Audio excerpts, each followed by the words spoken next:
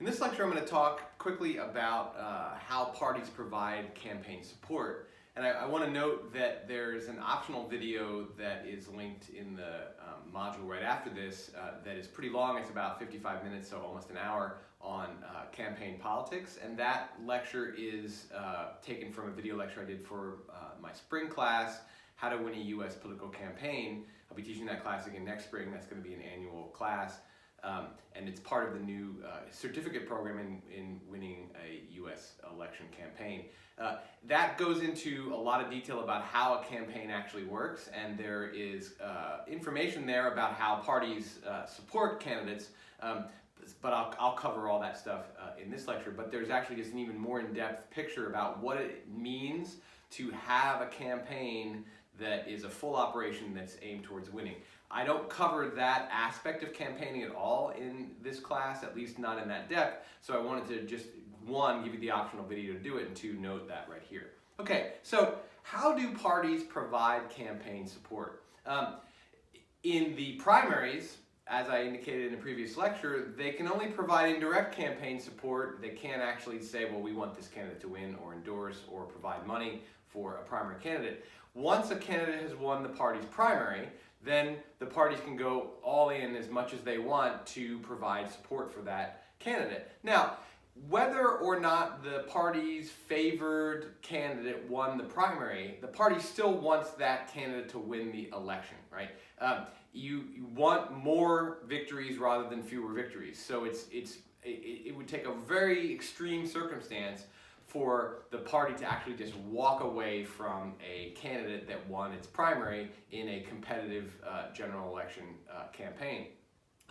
That said, given all of the races that are out there that are that the party wants to win, there is going to be a shortage of resources for providing a full level of support for all of those races, and so party leaders and campaign advisors will have to make scarcity decisions based on where to put their strongest level of support and where to put medium and where to put their lowest level of support. And one of the factors in that calculus, and that is kind of a shifting calculus that changes throughout the campaign season, particularly in the last month or 6 weeks of a campaign, but one of the factors in that calculus is how much does the party want that particular candidate to win based on how loyal are they going to be, how connected to the party are they. So if you're an outsider insurgent candidate who won the primary with outside support and outside money, and you don't really have deep roots at the party, and it looks like you're using the party as a vehicle as opposed to aligning your interests and goals and priorities with those of the party leadership, then you're going to likely get the lower end of campaign support from a party. Now, if you're in a really tight race and this seat that you're running for could be the difference or one of the differences between having a majority and having a minority, then the calculus is going to shift more heavily towards, well, we want to get the majority, and so we're going to put the largest amount of resources into those seats that could be the tipping point seats. So how connected to the party leadership, how aligned with party goals and priorities, how loyal you're going to be is only one feature of the calculus. Now, that aside, what I want to talk about is what parties can do to support candidates. Now, I've already mentioned scarcity, and one of the things to note for sure is that in all campaigns, every candidate or party would love more resources than they have. No matter how much money you raise, no matter how much activist energy you have, no matter how many endorsements, you always want more. Usually what's happening is you're not at a high level where you're like, well, of course I want more, but I'm satisfied with what I have. From the point of view of an individual candidate, you might have more than enough money, more than enough activist energy, more than enough community support to win your election. From the point of view of a party, looking at an entire map, trying to win as many races as possible, because even if you are pretty sure you're going to have a majority, you would always like a stronger majority than a weaker majority, so that when some of your party members aren't as loyal as you would like them to be, you can afford to lose those votes.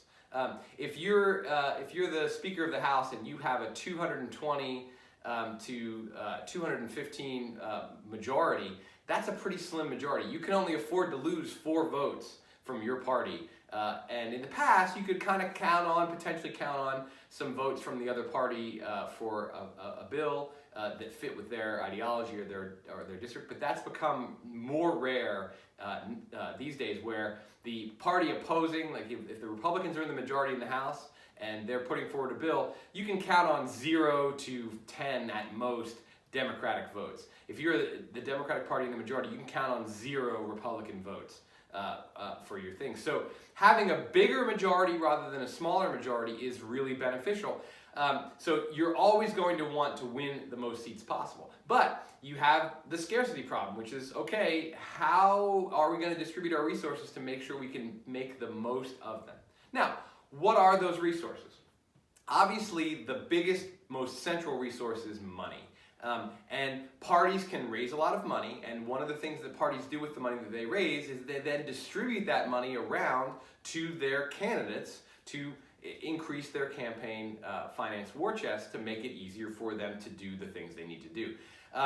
There are 2 primary ways that parties and party leaders can get money to campaigns, individual campaigns. One is parties are just allowed to donate certain amounts of money to these candidates, and so parties raise money and they donate money directly to campaigns. Another way is through a variety of committees. And in fact, the party itself, the National Party, is really a committee, so it's all committees. It's just how big or how comprehensive are the committee.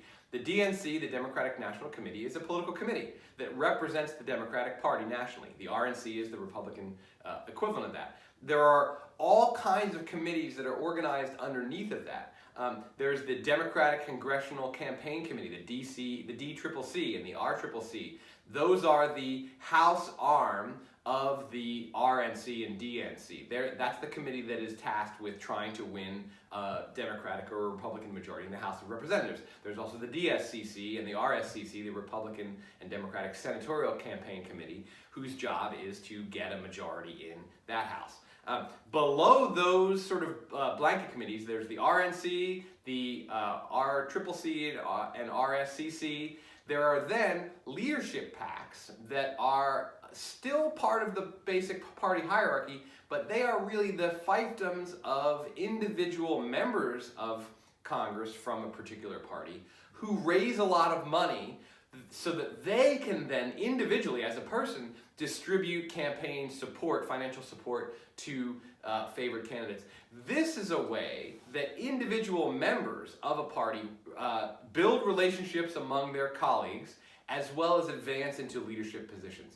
What makes you the person who becomes the Speaker of the House is, among other things, your sort of legislative ability to maneuver and achieve policy outcomes, but your ability to raise money for your members and help your members get elected generates loyalty. Both John Boehner and Nancy Pelosi are extremely successful fundraising machines. Now, John Boehner, of course, has retired, but one of the things that he was really, really good at was raising money for Republican candidates for the House of Representatives. Nancy Pelosi is also really good at that.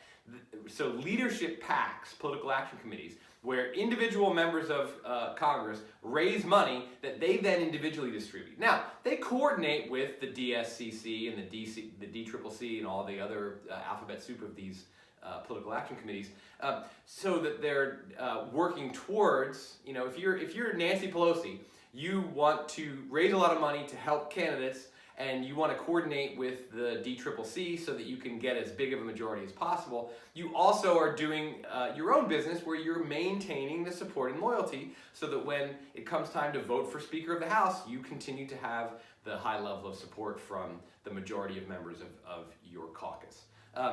So there are multiple committees that are sending money or that can potentially send money and distribute money, and they do coordinate, but they each work in their own directions, and they're not the same people. The people who are running the Republican and Democratic National Committee come from around the nation. The people who are running the DCCC come from the House of Representatives among the Democrats. The leadership PACs are individuals. So while there's a whole sort of network of party committees oriented towards raising and distributing money to party candidates, They do have the same orientation. They have slightly different goals and slightly different agendas. That doesn't mean they're working against each other. It just means that they're not necessarily always all working in the same direction. Now, financial resources is not the only way that parties can help candidates. It, of course, is a big one. And one of the reasons why raising money for candidates is so helpful is, of course, money buys stuff. But it also takes the fundraising burden off the candidate and the campaign. An individual candidate has only a certain amount of time to do all the things that you need to do to get the most votes on election day. And the more time you spend raising money, the less time you can actually spend getting votes.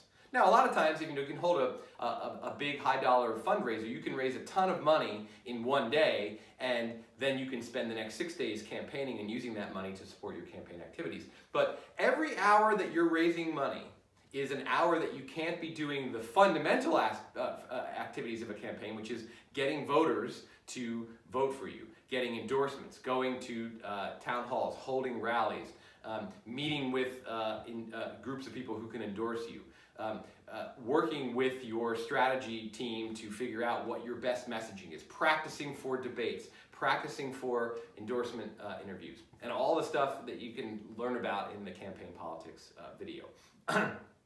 Every hour you're fundraising is an hour you can't be campaigning in other ways. So money, of course, is money, but money is also time. So the more financial support you get from the various party committees, from the national committee all the way down to the county committee and leadership committees in between, the more time you don't have to spend raising money. That is, of course, a really loyalty-building thing, because it's not just that you get money from your party leaders and party committees supporting you, and you're like, thank you for that money, and of course, money is a transactional thing. It's that when somebody takes away one of your burdens, you are much more likely to see them as a person that you want to help in the future. So, of course, financial support is a major way that party leaders attempt to connect and align the interests of their party candidates with the interests of the leadership in terms of the governing activities and pushing for their preferred policy outcomes. In addition to money, what parties can do for candidates, and this is particularly useful at in the lower level offices, is provide them with connections and contacts and expert advice. Especially, if you're a first-time candidate running for state legislature, it's an open seat and it's in a swing district and it could go to the Democrat or the Republican, and you're not very experienced, but you won the primary because you have good name recognition in your district. Maybe you come from a prominent family. Maybe you have a used car dealership that people know your name, and you decided to get involved, or you have some other way of having won the primary. You're not necessarily that experienced at politics. You don't necessarily know a bunch of different campaign managers who you can hire.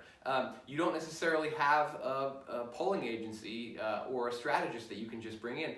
Parties connect up candidates with the class of political experts who are essential to organizing, guiding, and running a winning campaign.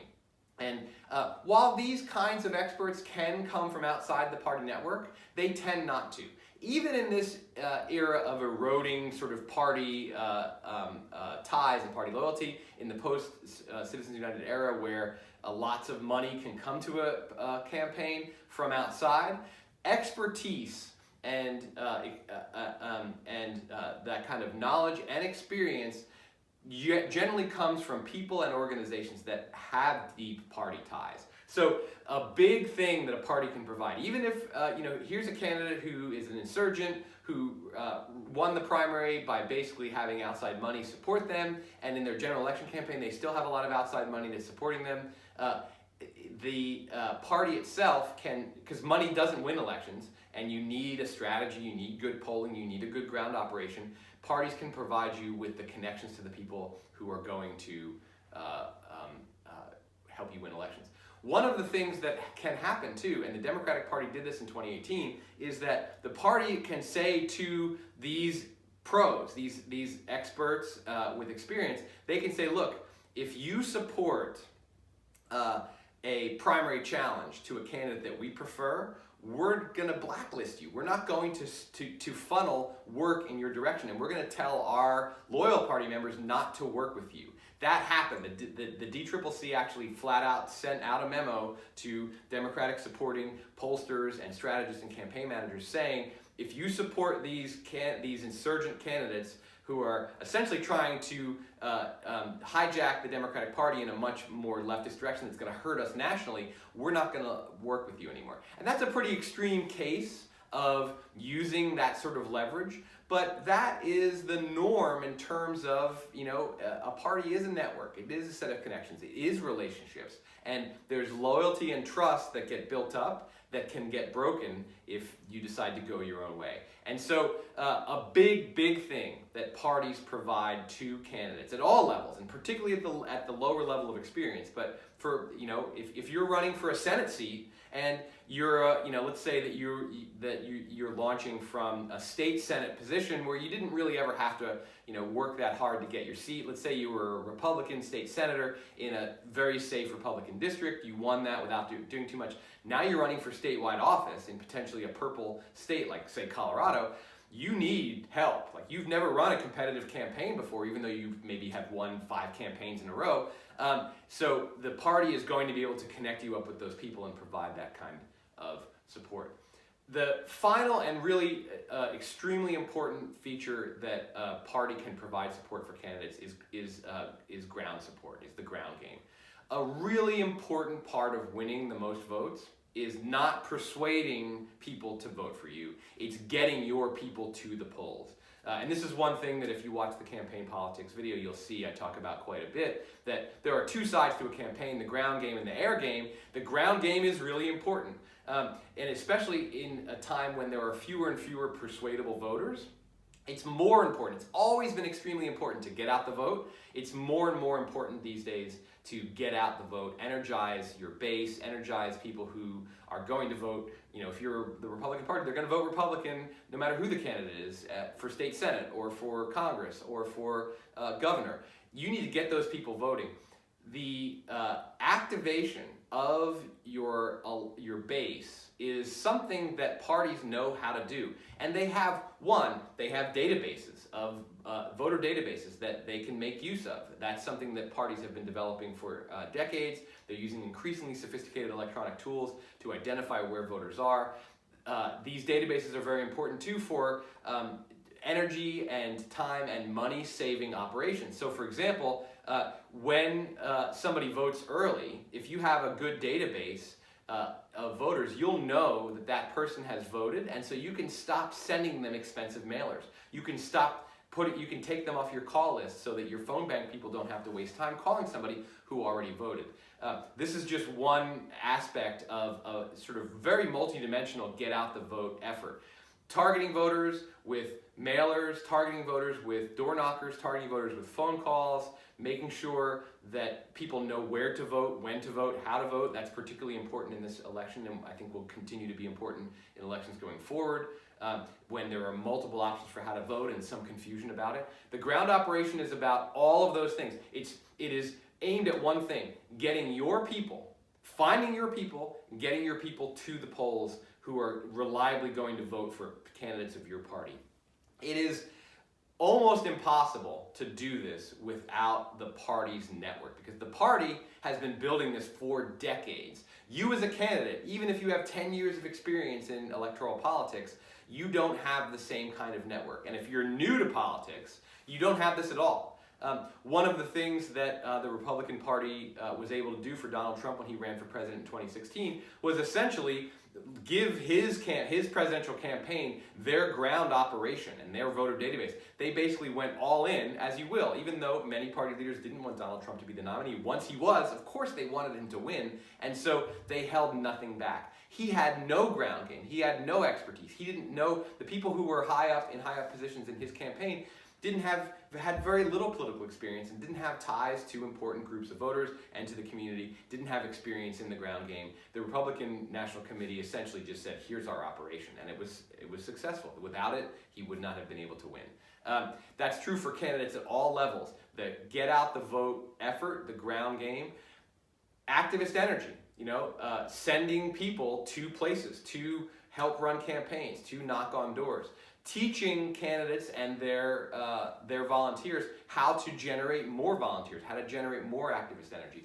All of this is what parties can do to support candidates in their ground game. Financial support usually supports, of course, operations, which the ground game is part of the operations, but usually supports the messaging, the air game, the expensive advertising and production and polling that goes into getting those persuadable voters to come in your direction. And of course also, as I said earlier, giving financial support helps save time, because a candidate only has 24 hours each day. The less time they spend dialing for dollars, going to fundraisers, trying to rustle up money, the more time they have to do all the other essential activities it takes to win. So what parties can do is they can provide this kind of infrastructure support, financial support, but also expertise, organizational connections, ground game, voter databases. All of these things are increasingly important in winning elections in the United States in the 21st century, and that's what parties can do. They can provide all that.